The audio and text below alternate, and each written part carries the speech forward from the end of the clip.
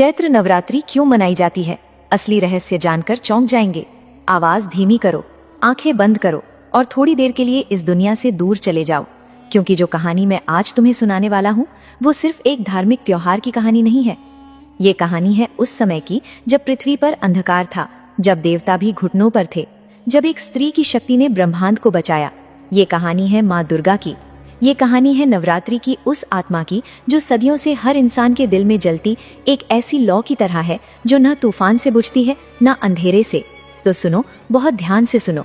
नमस्कार प्यारे दर्शकों, मैं गुड्डी एक बार फिर आपका हार्दिक स्वागत करती हूँ आपके अपने चैनल खामोश इतिहास में। दोस्तों, आज हम एक नई कहानी और एक नया वीडियो लेकर आपकी सेवा में उपस्थित हुए हैं। आज की कथा अत्यंत ज्ञानवर्धक और प्रेरणादायक है। कथा शुरू करने से पहले आपसे एक विनम्र निवेदन है। शास्त्रों में कहा गया है कि अधूरी छोड़ी गई कथा दुख और पाप का कारण बनती है, इसलिए इसे अंत तक अवश्य सुनें। और अगर आप अपनी माँ से सच्चा प्रेम करते हैं तो इस वीडियो को लाइक करें, हमारे चैनल को सब्सक्राइब करें और कमेंट में माँ लिखकर अपना समर्थन दें। तो आइए बिना किसी विलंब के आरंभ करते हैं आज की प्रेरणादायक कथा। कोई हजारों साल पहले की बात है। महिषासुर एक महाशक्तिशाली दानव था। उसके पिता रंभासुर थे जो खुद एक पराक्रमी असुर थे। लेकिन महिषासुर में जो था वो सिर्फ शक्ति नहीं था, उसमें था एक अहंकार, एक जिद, एक ऐसी भूख जो कभी नहीं भरती। उसने सोचा, अगर मुझे सबसे ताकतवर बनना है तो मुझे ब्रह्मा जी से वरदान लेना होगा। वो हिमालय की सबसे ऊंची चोटी पर गया। वहां उसने कठोर तपस्या शुरू की। दिन बीते, महीने बीते, साल बीते। महिषासुर ने न कुछ खाया न कुछ पिया। वो सिर्फ एक पैर पर खड़ा था, आंखें बंद, माथे पर सूरज की आग, पैरों के नीचे बर्फ की चट्टान। देवता उसकी तपस्या देखकर घबरा गए। उन्होंने ब्रह्मा जी से कहा, हे प्रभु, इस दानव की तपस्या रोको, इसे वरदान मत दो। लेकिन ब्रह्मा जी बोले, जो सच्चे मन से तपस्या करता है उसे वरदान मिलना ही चाहिए, यही सृष्टि का नियम है। और एक दिन ब्रह्मा जी प्रकट हुए। महिषासुर ने आंखें खोली।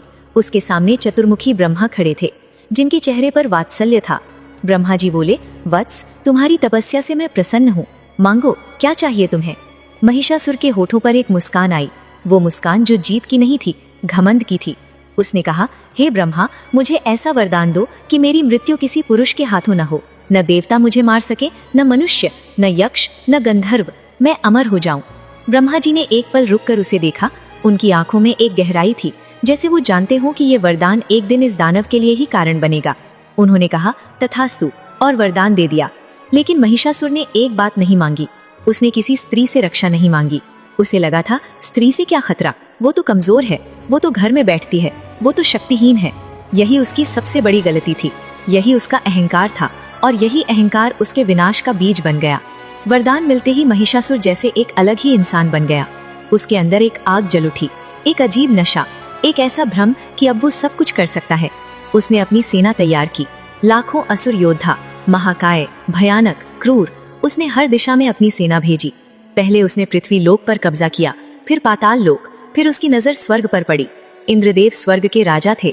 उनके पास अमरावती थी, देवताओं का वो नगर जहाँ हमेशा वसंत रहता था, जहाँ हमेशा फूल खिलते थे, जहाँ हमेशा संगीत गूंजता था। महिषासुर ने स्वर्ग के द्वार पर दस्तक दी। इंद्र ने अपनी सेना को रोकने के लिए भेजा। देवताओं ने पूरी ताकत लगाई। इंद्र ने खुद अपना वज्र उठाया, लेकिन महिषासुर अजय था। वरदान की ताकत से उसने देवताओं को धूल चटा दी। इंद्र का वज्र टूट गया, वरुण देव का पाश कट गया, अग्निदेव बुझ गए, यमदेव पीछे हट गए, और फिर वो पल आया जो देवताओं के लिए सबसे दर्दनाक था। महिषासुर अमरावती के सिंहासन पर बैठ गया। इंद्रदेव को अपना सिंहासन छोड़ना पड़ा। देवता स्वर्ग से निकाले गए। वो जो कभी अमरावती में रहते थे वो पृथ्वी पर मनुष्यों की तरह भटकने लगे। ये अपमान था। ये सिर्फ शक्ति की हार नहीं थी, ये धर्म की हार थी, ये न्याय की हार थी। और जब धर्म हारता है, जब न्याय रोता है, तो एक ही आवाज उठती है, माँ की आवाज। देवता भटक रहे थे। इंद्र, वरुण, यम, ब्रह्मा, विष्णु, महेश सब एक साथ थे, लेकिन सब असहाय थे। इंद्र के चेहरे पर आंसू थे। वो आंसू राजाओं के नहीं थे, वो एक ऐसे बेटे के आंसू थे जो घर से निकाल दिया गया हो। सभी देवता हिमालय की ओर चले, त्रिदेवों के पास पहुंचे। ब्रह्मा, विष्णु और महेश एक साथ बैठे थे। इंद्र ने कहा, हे प्रभु, महिषासुर ने सब कुछ छीन लिया। स्वर्ग हमारा नहीं रहा, पृथ्वी पर अत्याचार बढ़ रहा है, यज्ञ बंद हो गए, देवताओं का भोग नहीं मिल रहा, धर्म का नाश हो रहा है, हम क्या करें? ब्रह्मा जी बोले, महिषासुर को किसी पुरुष के हाथों मृत्यु नहीं मिल सकती, ये उसका वरदान है। लेकिन उसने एक भूल की, उसने किसी स्त्री से अपनी रक्षा नहीं मांगी। विष्णु जी मुस्कुराए, एक ऐसी मुस्कान जिसमें रहस्य था, एक ऐसी मुस्कान जिसमें उत्तर था। वो बोले, तो फिर एक स्त्री ही महिषासुर का अंत करेगी, लेकिन वो कोई साधारण स्त्री नहीं होगी, वो होगी महाशक्ति, वो होगी आदि शक्ति, वो होगी जगदम्बा। और फिर जो हुआ वो ब्रह्मांड की सबसे अविश्वसनीय घटना थी। सभी देवताओं के शरीर से एक तेज निकला, एक दिव्य प्रकाश। ब्रह्मा जी का तेज, विष्णु जी का तेज, महादेव का तेज, इंद्र का तेज, अग्नि का तेज, वरुण का तेज, यम का तेज, सूर्य का तेज, सभी का। वो सारे तेज एक जगह मिले, एक महापुंज बना, एक ऐसा प्रकाश जो आंखों को चौंधिया दे, जो अंधकार को चीर दे। और उस प्रकाश में से एक नारी का रूप प्रकट हुआ, माँ दुर्गा, 18 भुजाओं वाली, 3 नेत्रों वाली, सिंह पर सवार। उनके चेहरे पर एक शांति थी जो किसी युद्ध से पहले की शांति थी, एक ऐसी शांति जो कहती है कि अब अन्याय का अंत होगा। हर देवता ने उन्हें अपना सबसे शक्तिशाली अस्त्र दिया। इंद्र ने वज्र दिया, वरुण ने शंख दिया, अग्नि ने शक्ति दी, यम ने दंड दिया, वायु ने धनुष बाण दिए, विष्णु जी ने सुदर्शन चक्र दिया, महादेव ने त्रिशूल दिया, ब्रह्मा जी ने कमंडल दिया, हिमालय ने सिंह दिया सवारी के लिए। और माँ दुर्गा खड़ी हो गईं। वो पल था सृष्टि की सबसे बड़ी क्रांति का। वो पल था जब शक्ति ने रूप लिया। वो पल था जब ब्रह्मांड ने सांस ली। माँ दुर्गा ने एक बार सारे देवताओं को देखा। उनकी आंखों में करुणा थी, लेकिन उनके हाथों में शक्ति थी। वो जानती थीं कि जो रास्ता आगे है वो आसान नहीं है। वो जानती थीं कि जो होना है उसमें रक्त बहेगा, धरती कांपेगी, आकाश हिलेगा। लेकिन वो ये भी जानती थीं कि अन्याय को रोकना होगा। महाशक्ति ने युद्ध का बिगुल बजाया। उनकी सिनाद ऐसी थी कि तीनों लोग कांप उठे। महिषासुर अपने सिंहासन पर बैठा था। उसके पास आया एक दूत घबराया हुआ, सांस फूल रही थी। दूत ने कहा, महाराज, एक स्त्री ने युद्ध की चुनौती दी है। महिषासुर हंसा, एक ठहाका जो स्वर्ग तक गूंजा। उसने कहा, एक स्त्री? क्या मजाक है ये? जाओ, उसे कह दो कि मेरे साथ विवाह कर ले, युद्ध क्यों करें? दूत ने कहा, महाराज, वो कोई साधारण स्त्री नहीं है, वो सभी देवताओं के तेज से बनी है। 18 भुजाएं हैं उनकी, सिंह पर सवार है वो। महिषासुर ने एक बार और हंसा, लेकिन इस बार उसकी हंसी में थोड़ी घबराहट थी। उसने अपने सेनापतियों को बुलाया। उसने कहा, जाओ, उस स्त्री को पकड़ कर लाओ। और युद्ध शुरू हुआ। ये वो युद्ध था जो 9 दिनों तक चला। हाँ, 9 दिन। और यही 9 दिन नवरात्रि बने। यही वो 9 रातें हैं जो हम आज भी मनाते हैं। आओ, एक एक दिन को जीते हैं, एक एक रूप को समझते हैं। पहले दिन माँ दुर्गा ने शैलपुत्री का रूप धारण किया। शैल यानी पर्वत, पुत्री यानी बेटी। वो पर्वतराज हिमालय की पुत्री है। सफेद वस्त्र, हाथ में त्रिशूल, माथे पर चंद्रमा, नंदी बैल पर सवार। शैलपुत्री शक्ति की नींव है। जिस तरह पर्वत स्थिर रहता है, तूफानों में भी नहीं हिलता, उसी तरह माँ शैलपुत्री हमें स्थिरता देती है। पहले दिन महिषासुर की सेना का पहला दस्ता आया। हजारों असुर, भयानक, विशाल। माँ ने त्रिशूल उठाया और एक ही वार में सेना का पहला दस्ता धूल में मिल गया। महिषासुर के सेनापति ने देखा और उसके पैरों तले जमीन खिसक गई। दूसरे दिन माँ ने ब्रह्मचारिणी का रूप लिया। सफेद वस्त्र, हाथ में जपमाला, हाथ में कमंडल। ब्रह्मचारिणी यानी जो ज्ञान और तपस्या में लीन हो। ये रूप हमें बताता है कि सिर्फ शक्ति काफी नहीं है, ज्ञान भी चाहिए, धैर्य भी चाहिए। दूसरे दिन महिषासुर ने अपने सबसे चालाक असुर को भेजा, जो माया जाल बुनता था। लेकिन माँ ब्रह्मचारिणी के ज्ञान के सामने माया टिक नहीं सकती। वो असुर पराजित हुआ। तीसरे दिन माँ का रूप था चंद्र घंटा, माथे पर अर्ध चंद्र जो घंटे के आकार का था। 10 भुजाएं, हर हाथ में अस्त्र शस्त्र। चंद्र घंटा यानी जो शांति और वीरता का संगम हो। उनकी घंटे की आवाज से असुरों के कान फट जाते थे। तीसरे दिन एक विशाल असुर आया जो कान फोड़ू शोर से लड़ता था। माँ ने अपने घंटे की आवाज से उसे ध्वस्त कर दिया। चौथे दिन माँ का रूप था कुष्मांडा। कुष्मांडा यानी जो ब्रह्मांड को पैदा करे। जब सृष्टि में अंधकार था, जब कहीं कोई प्रकाश नहीं था, तो माँ कुष्मांडा ने अपनी हंसी से सूर्य को जन्म दिया था। वो सूर्य मंडल में रहती है, उनके शरीर से प्रकाश निकलता है। चौथे दिन महिषासुर ने एक ऐसा असुर भेजा जो अंधकार फैलाता था। जहाँ वो जाता सब काला हो जाता।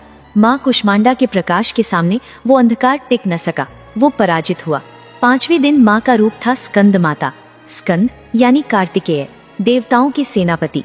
माँ स्कंद माता वो माँ है जिनकी गोद में कार्तिकेय बैठे हैं। ये रूप हमें माँ की ममता दिखाता है, लेकिन जब जरूरत पड़ती है तो वही ममतामयी माँ सबसे खतरनाक योद्धा बन जाती है। माँ की ममता और माँ का क्रोध दोनों असीम है। 5वें दिन एक असुर आया जो माँ को कमजोर दिखाने की कोशिश कर रहा था, लेकिन माँ स्कंद माता ने उसे ऐसा सबक दिया जो उसने सपने में भी नहीं सोचा था। 6ठे दिन माँ का रूप था कात्यायनी। महर्षि कात्यायन की बेटी के रूप में माँ ने ये रूप लिया। कात्यायनी वो रूप है जो सीधे महिषासुर से लड़ने के लिए तैयार हुआ। 3 नेत्र, 4 भुजाएं, एक हाथ में तलवार, एक हाथ में कमल, सिंह की सवारी। ये वो रूप है जो क्रोध और शौर्य का प्रतीक है। 6ठे दिन महिषासुर ने खुद अपनी सेना का नेतृत्व किया। युद्ध भयानक था।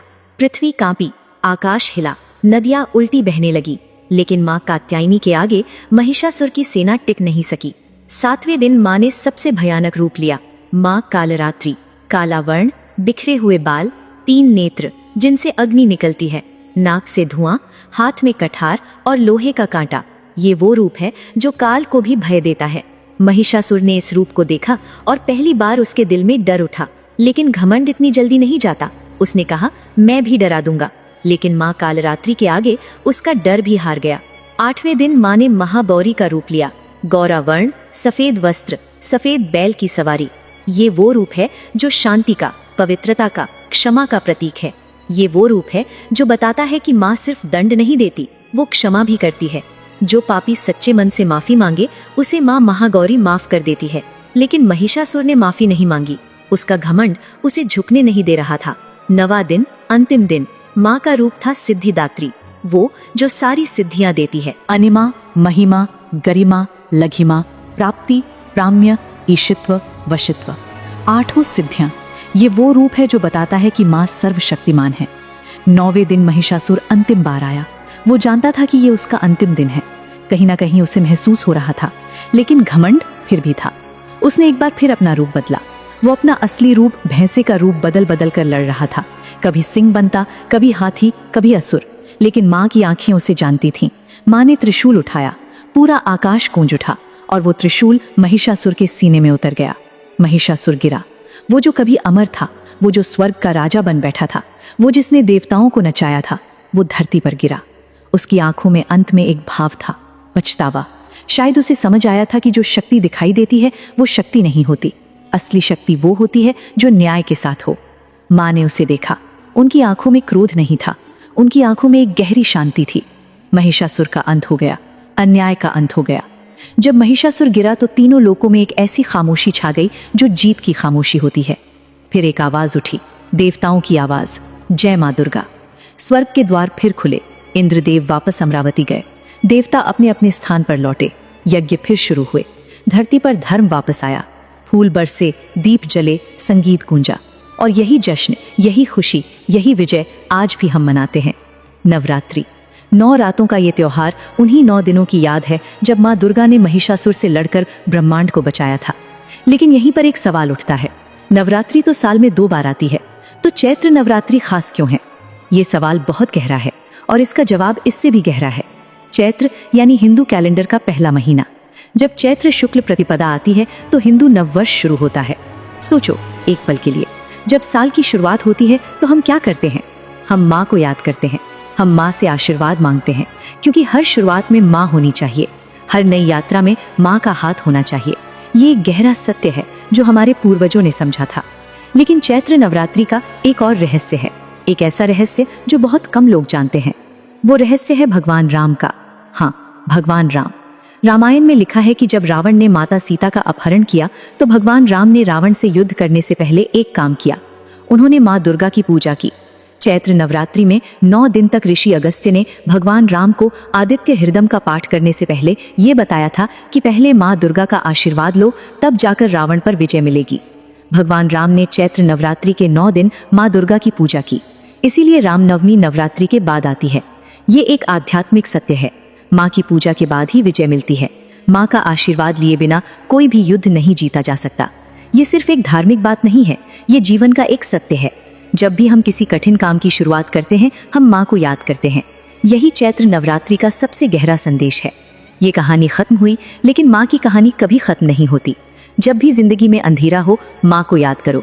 जब भी जिंदगी में महिषासुर आए, माँ की शरण में जाओ। जब भी जिंदगी में वसंत आए, माँ का शुक्रिया करो, क्योंकि माँ सदा थी, माँ सदा हैं, माँ सदा रहेंगी। नवरात्रि मुबारक हो। जय माँ दुर्गा।